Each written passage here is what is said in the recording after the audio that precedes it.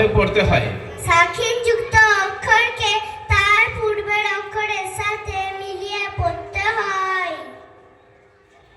আচ্ছা, জাযাকাল্লাহু খায়র ওয়া আহসান জাযা। সূরাতুল ফালাক। সূরায়ে ফালাক, কুল আউযু বিরাব্বিল ফালাক, মিন শাররি মা খালাক, ওয়া মিন শাররি গাসিকিন ইযা ওয়াকাব, ওয়া মিন শাররিন নাফাসাতি ফিল উকাদ, ওয়া মিন শাররিন হাসিদিন ইযা হাসাদ। জাযাকাল্লাহু খায়র ওয়া আহসান জাযা। দ্বিতীয় বিষয়ে বাচ্চাদেরকে দোয়া ও সুন্নাত শিক্ষা দেওয়া হয়। বায়তুল খালা থেকে বের হওয়ার পর কোন দোয়া বলতে হয়? পেশাব পায়খানাতে বের হওয়ার দোয়া। غفرانك الحمد لله الذي أذهب عني الأذى وعافاني। জাযাকাল্লাহু খায়র। ইলম অর্জনের দোয়া। ইলম অর্জনের দোয়া। আল্লাহুম্মা ইন্নী আসআলুকা ইলমান নাফিআ।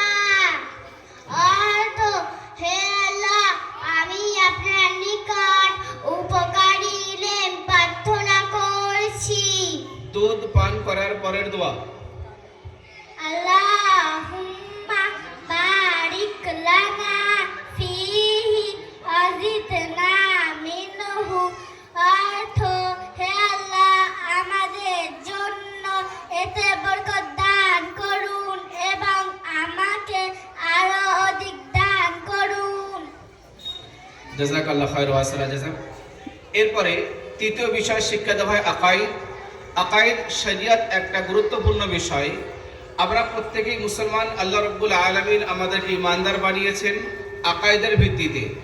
যদি আমাদের আকীদা অর্থাৎ আমাদের বিশ্বাস ঠিক না থাকে তাহলে কিন্তু আমরা ঈমানের অন্তর্গত হতে পারবো না। এই বলবো রব্বানা লাকাল হামদ। তাসমি কাকে বলে? রুকু থেকে ওঠার সময় বলবো সামিআল্লাহু লিমান হামিদা। সানা। সুবহানাকা আল্লাহুম্মা ওয়া বিহামদিকা ওয়া তাবারাকা ইসমুকা ওয়া তাআলা জাদ্দুকা ওয়া লা ইলাহা গায়রুক। জাযাকাল্লাহু খায়র ওয়া আহসান জাযা। চতুর্থ বিষয়ের পরে বাচ্চাদের শিক্ষা দেওয়া হয় সিরাত অর্থাৎ নবী করিম সাল্লাল্লাহু আলাইহি ওয়াসাল্লামের জীবনী। নবী সাল্লাল্লাহু আলাইহি ওয়াসাল্লামের জীবনী আমাদের প্রত্যেকের জন্য আমাদের সঠিক রাস্তা দেখায়। আমরা যদি নবী সাল্লাল্লাহু আলাইহি ওয়াসাল্লামের জীবনীকে ঠিকভাবে জানি, পড়ি এবং শিখি তাহলে আমাদের জীবনে এটা অনেক লাভবান হবে এবং আমরা সিরাত অনুযায়ী জীবনযাপন করতে পারবো। নবী কে হন? নবী আল্লাহ তাআলার নির্বাচিত সৎ বান্দা হন। আমাদের নবী সাল্লাল্লাহু আলাইহি ওয়াসাল্লামের নাম কি? হযরত মুহাম্মদ সাল্লাল্লাহু আলাইহি ওয়াসাল্লাম। আমাদের নবী সাল্লাল্লাহু আলাইহি ওয়াসাল্লাম কোথায় জন্মগ্রহণ করেছিলেন? আমাদের নবী সাল্লাল্লাহু আলাইহি ওয়াসাল্লাম মক্কা নগরীতে জন্মগ্রহণ করেছিলেন। মাশাআল্লাহ। আমাদের নবী সাল্লাল্লাহু আলাইহি ওয়াসাল্লাম কখন জন্মগ্রহণ করেছিলেন? রবিউল আউয়াল মাসে সোমবার জন্মগ্রহণ করেছিলেন। মাশাআল্লাহ। আচ্ছা, কোন কাজে এক অপরের থেকে অগ্রগামী হওয়ার কথা বলা হয়েছে? ভালো কাজে একে অপরের চেয়ে অগ্রগামী হওয়ার চেষ্টা করুন। মাশাআল্লাহ। ইলমে দ্বীন শিক্ষা করা সুন্নাত নাকি ফরজ? ফরজ। মাশাআল্লাহ। জাযাকাল্লাহু খায়র ওয়া আহসান জাযা। এই ছিল আমাদের ছোট্ট